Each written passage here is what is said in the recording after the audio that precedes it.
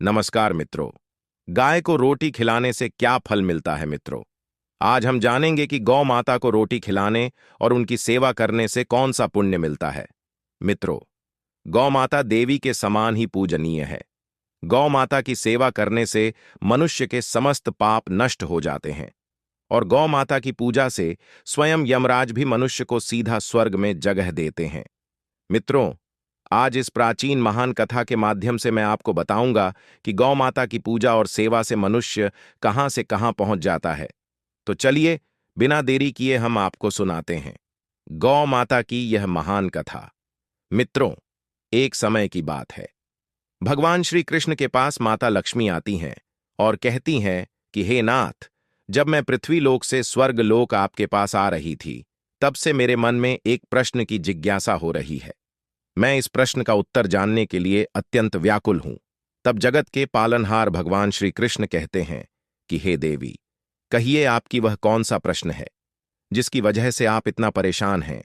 आप मुझे वह प्रश्न बताइए, मैं आपकी शंका का निवारण अवश्य करूंगा। तब देवी सत्यभामा कहती हैं कि हे नाथ, आज जब मैं पृथ्वी लोक का भ्रमण कर रही थी, तब मैंने पृथ्वी पर एक बहुत ही विचित्र घटना देखी, जहां पर कुछ कसाई गौ माता को बहुत बुरी तरह से पीट रहे थे, जिससे वह लहूलुहान होकर जमीन पर गिरी हुई थी। और जो मनुष्य गाय माता को पीट रहे थे, वह बड़े ही दुखी थे। उनके घर में बीमारी, लाचारी तथा गरीबी, यह सभी विद्यमान थी। वहीं दूसरी ओर मैंने देखा कि जो मनुष्य गाय माता की नित्य पूजा पाठ करते हैं, गाय को समय पर रोटी देते हैं, घास डालते हैं, वह मनुष्य अत्यंत ही गुणवान थे और सुखपूर्वक अपने जीवन का निर्वहन कर रहे थे। उनके जीवन में किसी भी प्रकार की कोई कमी नहीं थी। हे प्राणनाथ, मेरा प्रश्न आपसे यह है कि गाय को रोटी खिलाने और घास डालने से कौन सा फल मिलता है? तब भगवान श्री कृष्ण माता लक्ष्मी से कहते हैं कि हे देवी, आज आपने बड़ा ही दुर्लभ और समस्त मनुष्यों के लिए अत्यंत ही महत्वपूर्ण प्रश्न किया है। मैं आपको इस प्रश्न का उत्तर एक छोटी सी कथा के माध्यम से दूंगा, परंतु हे देवी, आपको मेरे द्वारा सुनाई गई इस कथा को पूरा अंत तक अवश्य सुनना होगा और संपूर्ण विश्व जगत में इसका प्रचार प्रसार करना होगा। तब माता लक्ष्मी कहती हैं कि हे नाथ, आपको मैं वचन देती हूं कि मैं इस कथा को संपूर्ण जगत में प्रचार प्रसार अवश्य करूंगी।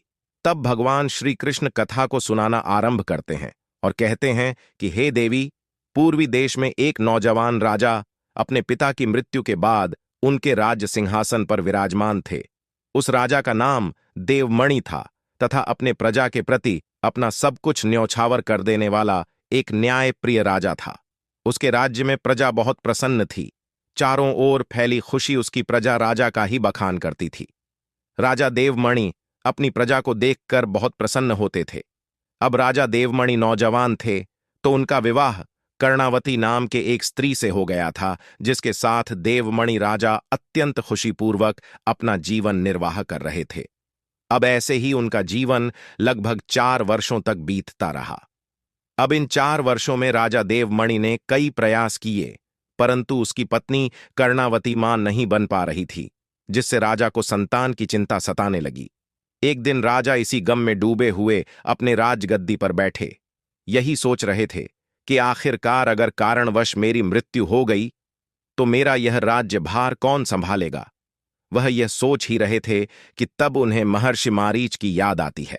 महर्षि मारीच आध्यात्मिक ज्ञान की जानकारी रखने वाले एक ब्रह्मर्षि थे। उन्हें संपूर्ण वेदों का ज्ञान था। वह भविष्य, वर्तमान, भूत सब कुछ देख सकते थे। अब अगले दिन राजा देवमणि अपनी रानी को लेकर महर्षि मारीच के पास जाते हैं। जब महर्षि मारीच राजा देवमणि और रानी कर्णावती को अपने आश्रम में आया हुआ देखते हैं, तो वह उनसे कहते हैं कि हे राजन, आप आज किस प्रयोजन से हमारे द्वार पधारे हैं? क्या आपके राज्य पर कोई संकट आया है जिसकी वजह से आप यहां पर पधारे हैं, या फिर आपके यहां आने की वजह आपका वैराग्य को धारण करना है? परंतु आप जैसे धीर वीर पुरुष को यह वैराग्य शोभा नहीं देता। आप तो एक अच्छे राजा हैं।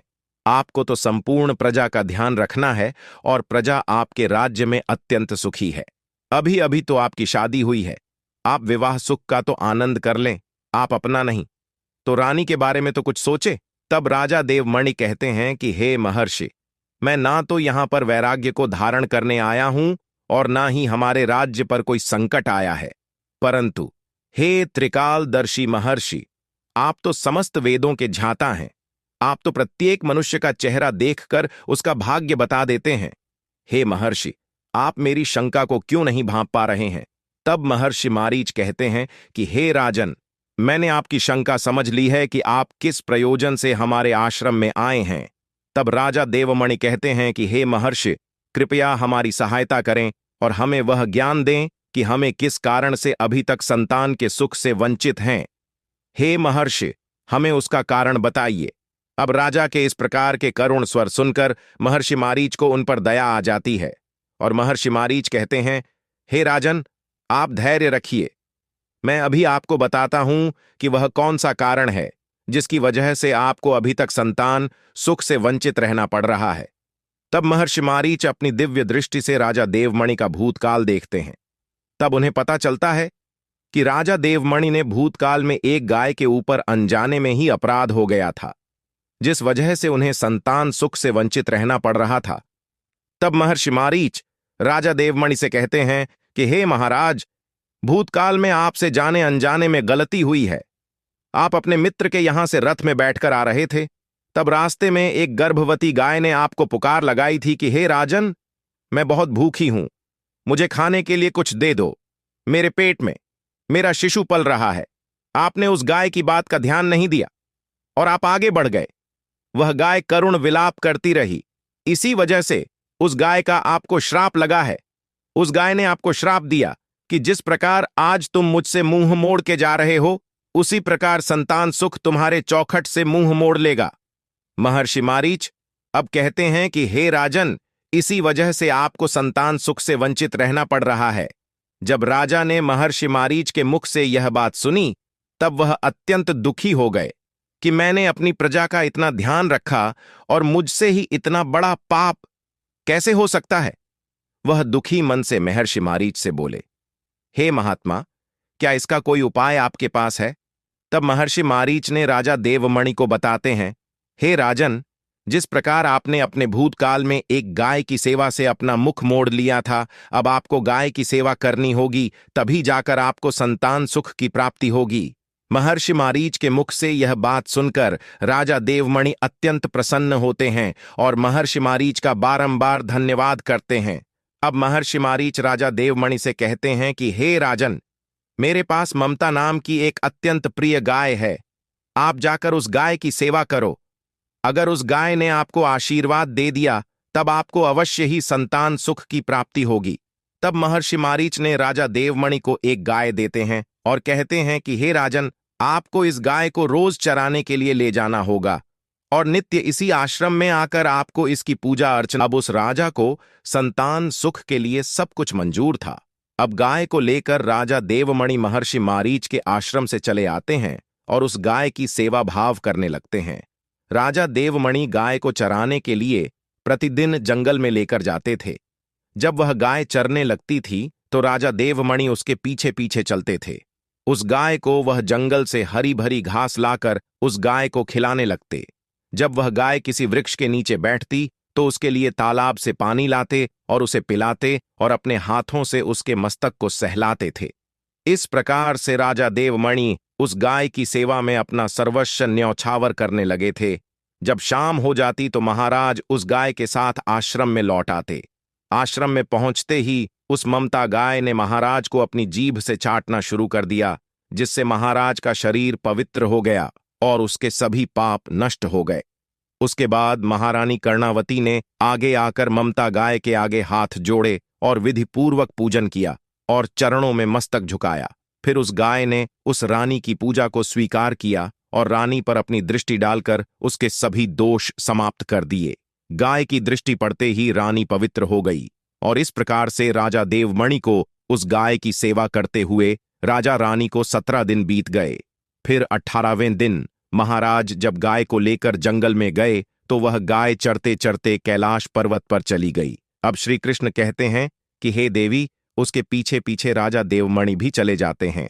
अब वहां उस पर्वत पर खड़े होकर राजमणि कैलाश पर्वत की सुंदरता को एक झलक देख ही रहे थे इतने में ही अचानक से एक शेर ने आकर उस गाय को बलपूर्वक दबोच लिया। राजा को उस शेर के आने की आहट तक राजा को मालूम नहीं हुई। अब जैसे ही उस शेर ने गाय को दबोचा, तुरंत ही ममता गाय ने जोर से कहा, महाराज, मेरी रक्षा करो। राजा ने गाय की तरफ देखा तो गाय को एक शेर ने पकड़ रखा था और उसके नाखूनों के घाव की वजह से अब उस गाय को दर्द होने लगी और उसकी आंखों से आंसुओं की धारा बहने लगी, जिसे देखकर महाराज व्यथित हो उठे और उन्होंने तुरंत ही अपना बाण निकाला और उस शेर को मारने के लिए प्रत्यंचा खींची। उसी समय उस शेर ने महाराज की तरफ देखा। उस शेर की दृष्टि पड़ते ही महाराज का शरीर बर्फ की तरह जम गया हो, उनकी शक्ति क्षीण हो गई, उनका सारा बल शून्य हो गया। वह शेर मायावी था। तभी उस शेर ने अपनी गर्जना भरी आवाज में कहा, हे राजन, मेरे ऊपर प्रहार करना तुम्हारे बस की बात नहीं है। इस पर्वत पर तुम तो क्या कोई भी मुझे नहीं मार सकता है, क्योंकि भगवान भोलेनाथ मेरी ही पीठ पर पैर रखकर नंदी पर विराजमान होते हैं। इसीलिए तुम मुझे मारने की चेष्टा मत करो। अगर तुम मुझे मारने की प्रयत्न करोगे तो तुम विफल ही रहोगे। अब तुम यहां से लौट जाओ, क्योंकि विधाता ने इस गाय को आज मेरा भोजन नियुक्त किया है। मुझे आज इसके मांस को खाकर अपना पेट भर भोजन करना है। इसीलिए तुम इसमें दखल देने की कोशिश मत करो। मैं जानता हूं तुम सूर्यवंश में जन्मे हुए राजा देवमणि हो, और सूर्यवंशी एक बार जो ठान लेते हैं वह किए बिना पीछे नहीं हटते हैं।